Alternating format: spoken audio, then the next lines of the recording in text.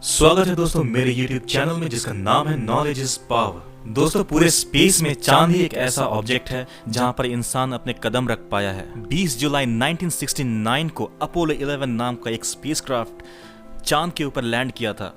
Neil Armstrong दुनिया के पहले ऐसे व्यक्ति बने जिन्होंने चांद की सतह पर कदम रखा और उनका साथ दिया बज़ ऑल्ड्रिन ने।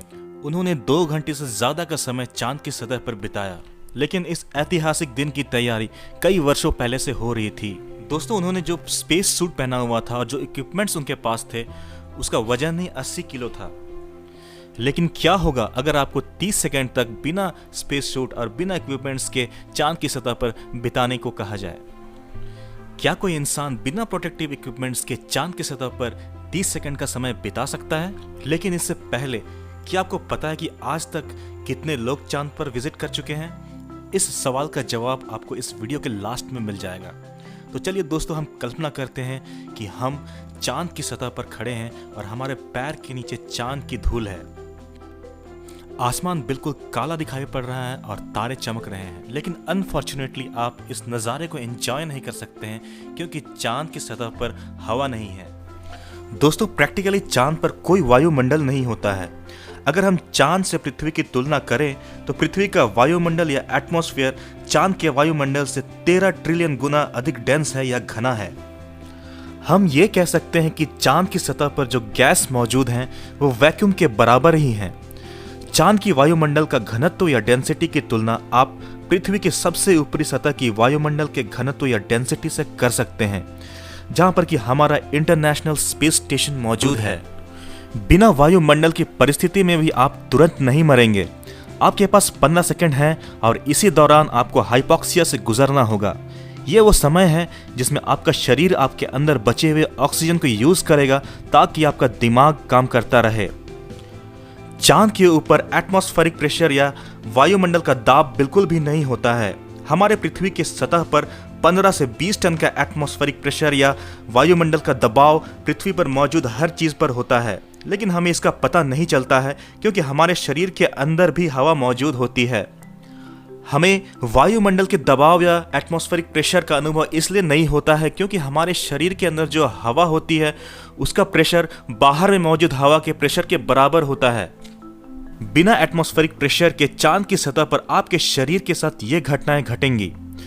आपके खून में जो नाइट्रोजन घुला हुआ है वो बुलबुले के रूप में खून में रिलीज होने लगेंगे। आपका पैर, हाथ, शरीर बैलून की तरह फूलने लगेगा, लेकिन आप बैलून की तरह फटेंगे नहीं। आपके चमड़े का खिंचाव आपको फटने नहीं देगा। आपका फेफड़ा फट सकता है। इस लो प्रेशर की परिस्थिति में पानी बिना टेम्परेचर के ही खौलने लगेगा। इसका मतलब यह है कि आपके त्वचा की नमी और आंखों का पानी भाप बनकर उड़ जाएगा। आपको ऐसा लगने लगेगा जैसे कि आपके मुंह के अंदर पानी खौल रहा है। इसके अलावा चांद का टेम्परेचर दिन के वक्त 127 डिग्री सेल्सियस तक बढ़ जाता है और रात के वक्त -173 डिग्री सेल्सियस तक कम हो जाता है। चांद का एक दिन पृथ्वी के 29 दिन के बराबर होता है, यानी कि 14.5 घंटा अंधेरा और 14.5 घंटा उजियाला। अगर आप खुद को रात के वक्त चांद की सतह पर पाते हैं तो आप तुरंत बर्फ की तरह नहीं जमेंगे, क्योंकि चांद की सतह पर वायुमंडल नहीं होने की वजह से आप अपने शरीर का टेम्परेचर 30 सेकंड के अंदर नहीं लूज करेंगे। आपका तापमान इतना जल्दी नहीं बाहर निकल पाएगा, इसलिए आप इतनी जल्दी बर्फ नहीं बनेंगे और 30 सेकंड में तो ये नहीं होगा। लेकिन अगर आप खुद को दोपहर के टाइम चांद की सतह पर पाते हैं तो आप कुछ सेकंड्स के अंदर ही सोलर रेडिएशन से जल जाएंगे। हमारे पृथ्वी के ऊपर मौजूद ओजोन लेयर हमें सूरज के अल्ट्रावायलेट रेडिएशन से बचाता है, जो कि चांद की सतह पर संभव नहीं है क्योंकि वहां ओजोन लेयर मौजूद ही नहीं है। इसके अलावा चांद का मैग्नेटिक फील्ड बहुत ही कमजोर होता है। इसका मतलब यह है कि आपको सोलर और गैलेक्टिक रेस का भी सामना करना पड़ेगा। वैज्ञानिकों का कहना है कि इन खतरनाक रेडिएशंस या किरणों की इंटेंसिटी चांद की सतह पर 100 मिलीसीवर से लेकर के 380 मिलीसीवर तक होती है। इस चीज को आप इस तरह से समझ सकते हैं। 3 बार चेस्ट एक्सरे करने पर आप 1 मिलीसीवर का सामना करते हैं। अगर आप चांद पर 1 साल गुजारते हैं तो आपको 300 से 1140 बार एक्सरे करने के बराबर रेडिएशन का सामना करना पड़ेगा। भविष्य में आपको बहुत बड़ा स्वास्थ्य समस्या हो सकता है, लेकिन उन 30 सेकंड्स में संभवतः आपको कुछ ना हो। इसके अलावा दोस्तों हर 11 साल में सूरज में एक सोलर एक्टिविटी होती है जिसमें सूरज की लपटें बहुत ज़्यादा एक्स रेज और गामा रेज छोड़ती हैं और संयोग से अगर आप ऐसे समय में चांद की सतह पर होंगे तो तुरंत ही मर जाएंगे। इसके अलावा चांद पर और एक विपत्ति का सामना करना होगा जो कि चांद पर ही मौजूद डस्ट है जिसका नाम रेगोलिथ है। इसी रेगोलिथ पर आज भी नील आर्मस्ट्रांग के फुटप्रिंट्स मौजूद हैं। इसका मतलब यह है कि बिना स्पेस सूट के आप चांद पर सरवाइव नहीं कर सकते। क्या आपने नोटिस किया है कि चांद की सतह पर बड़े बड़े गड्ढे या क्रेटर्स बने हुए हैं? इस तरह के गड्ढे बड़े साइज के पत्थर या मीटेरॉइड के गिरने के कारण हुए हैं। मीटेरॉइड्स अभी भी चांद की सतह पर गिरते हैं। कुछ छोटे साइज के होते हैं और कुछ बहुत बड़े साइज के। इनफैक्ट स्पेनिश वैज्ञानिकों के अनुसार 2014 में 400 केजी का मीटेरॉइड गिरा था। और अगर आप ऐसी जगह के आसपास भी खड़े हैं तो आप 30 सेकंड्स भी सरवाइव नहीं कर पाएंगे। वैक्यूम होने की वजह से इस साइज के मीटेरॉइड के गिरने से रेगोलिथ यानी कि मून डस्ट बनेगा और ये डस्ट बहुत बारीक होता है जो आपके फेफड़े को डैमेज कर देगा। इसके अलावा आपको आई इरिटेशन और साइनोसाइटिस भी होने लगेगा।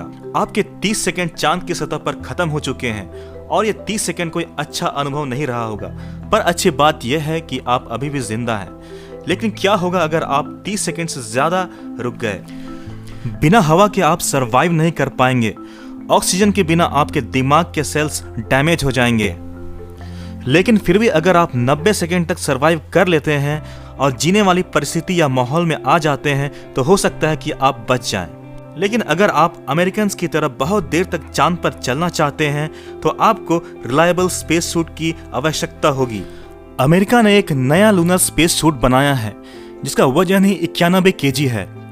लेकिन चांद का ग्रेविटेशनल फोर्स अर्थ से 6 गुना कम है, इसलिए वो आराम से इसका वजन उठा सकेंगे। अब इस सूट की मदद से एस्ट्रोनॉट चांद की सतह पर चल पाएंगे, जबकि इससे पहले जितने भी लोग चांद पर गए हैं उनको उछलना पड़ता था। ये सूट मून डस्ट और रेडिएशन से भी बचाएगा।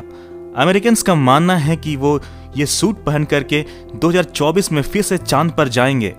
2028 में चांद पर पहला बेस बनाया जाएगा।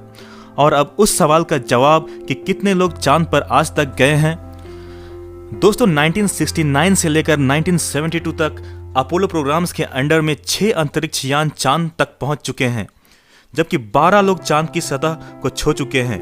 सबसे देर तक मून वॉक करने का रिकॉर्ड जीन सेरेनन और हैरिसन स्मिथ के नाम है, जो कि 7 घंटे 36 मिनट तक का था। चांद पर इतनी विपरीत परिस्थिति होने पर भी लोग चांद को रहने के लिए एक जगह के रूप में विकसित करना चाहते हैं और हो सकता है ये भविष्य में संभव हो जाए।